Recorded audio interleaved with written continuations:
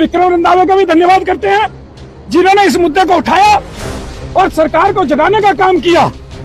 लेकिन कुछ नेता जो वोट बैंक के लिए वहां पर पहुंचे और जो वहां पर जाकर कहते हैं कि उन लोगों को कहते हैं कि आप यहीं पर बैठो, आपको मुआवजा मिलेगा, और जिन फॉरेस्ट डिपार्टमेंट के ऑफिसरों ने कार्रवाई की है उनके ऊपर कार्रवाई की जाएगी।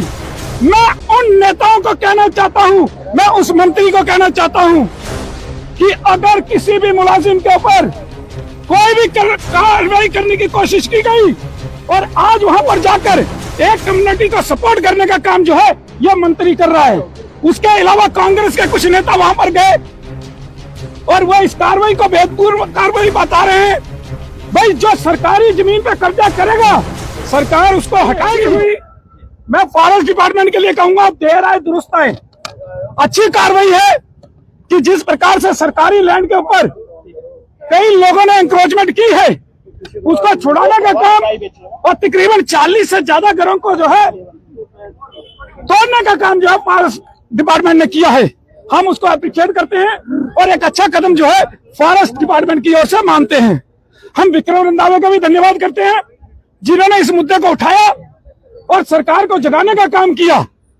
लेकिन कुछ नेता जो वोट बैंक के लिए वहां पर पहुंचे और जो वहां पर जाकर कहते हैं कि उन लोगों को कहते हैं कि आप यहीं पर बैठो, आपको मुआवजा मिलेगा, और जिन फॉरेस्ट डिपार्टमेंट के ऑफिसरों ने कार्रवाई की है उनके ऊपर कार्रवाई की जाएगी।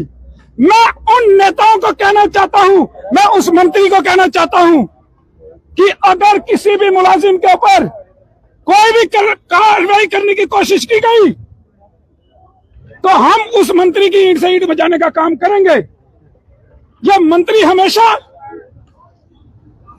घेरे में रहा है क्योंकि इसने हिंदू समाज को भी टारगेट करने का काम किया, हमेशा यहां पर जो है भेदभाव करने का काम किया, और आज वहां पर जाकर एक कम्युनिटी को सपोर्ट करने का काम जो है यह मंत्री कर रहा है। उसके अलावा कांग्रेस के कुछ नेता वहां पर गए और वो इस कार्रवाई को भेदपूर्ण कार्रवाई बता रहे हैं।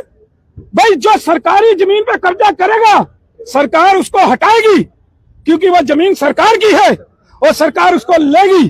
फॉरेस्ट एक्ट के अंदर कहीं भी पक्के मकान अलाउड नहीं है, तो ये 2-2 मंजिल ये पक्के मकान, इतनी बड़ी बड़ी कोठियां ये फॉरेस्ट लैंड पे कैसे बनी और जंगलात के एरिया में कैसे बनी, ये भी एक प्रश्न चिन्ह है।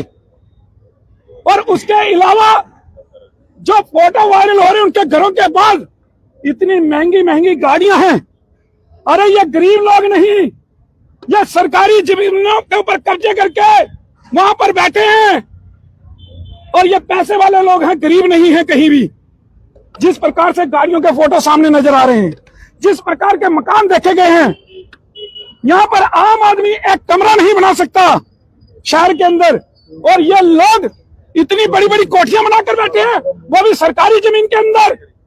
यह बर्दाश्त नहीं किया जाएगा, यह जंग जारी रहेगी। यह जंग केवल यही नहीं, यह सुंजवा, बटिंडी, चौधरी, खानपुर, नगरोटा, उसके अलावा जो है ये गोल गुजराल इलाके में भी जो है कब्जे किए हैं, इनको भी छुड़ाने के लिए यह जंग जारी रहेगी। हम विक्रम रंधावा जी के साथ हैं। जब जब कोई आवाज उठाएगा इन लैंड जिहाद के खिलाफ तो हम उसके साथ शाना बिशाना खड़े रहेंगे और चुप नहीं बैठेंगे। इस लड़ाई को आगे भी जारी रखा जाएगा। जहां पर जनसंख्या संतुलन जो बनाया जा रहा है, बिगाड़ा जा रहा है, उसको बर्दाश्त नहीं किया जाएगा।